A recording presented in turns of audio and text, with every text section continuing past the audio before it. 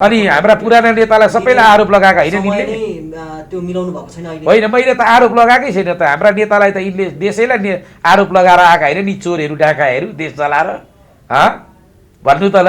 हामीले बनाइदिएका building डङ डङ पड्काए Hilton hotel पड्काउँदा आज bank डुबेन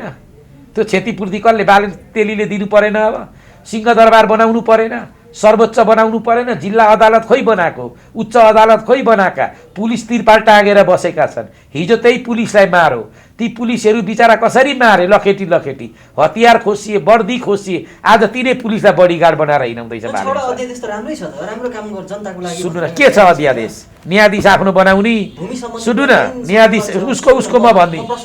भनिदिन्छु मलाई थाहा छ त अध्यादेश आफ्नो राजनीतिक नियुक्ति सुन्नु न खारेज गर्ने यस्ता यसले गर्छ सुन्नु यता राजनीति खारेज हुन्छ विद्यार्थी सङ्गठन खारेज हुन्छ त्यहाँभित्र भएका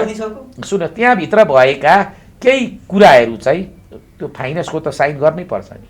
जनता ठगिएका छन् त्यो त मेन पोइन्ट हो नि पैसा कहाँबाट दिने तिर्ने अब तिर्नु पर्यो त अनि सबै ठगेको छ बोराका बोरा पैसा यिनीहरूसँग रहेछन् सरकारी पैसा त्यो 200 तोला सुन कति छ अरे उसँग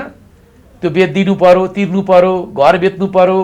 अब देखाउनु पर्यो नि यिनीहरूको प्रति के हो आय स्रोत सुन्नु न यता आफ्नो न्यायाधीश बनाउने सुन्नु नि यता अनि आफ्नो न्यायाधीश बनाइसके पछाडि जति पनि 23 र 24 गतेका घटना छन् यी सबै दबाउने र आफ्ना माननीयहरूलाई ओपन बनाउने कसैले गल्ती गरेको होइन है भन्न बनाउने आफ्नो न्यायाधीश बनाउने सुन्नु न सर्वोच्च अदालत बालेन साकी आमाले बनाएको हो र सिंहदरबार बालेन शाहको बाबुले बनाएको हो र जिल्ला अदालत तपाईँको बालेन शाह तेलीकी बुढीको हो र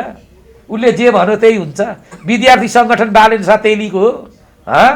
यी सङ्घ सङ्गठनहरू के बालेन शाह तेलीले बनाएको हो र मुखले मिडियाका अगाडि मिडियाले जे सोध्दा त्यही हुने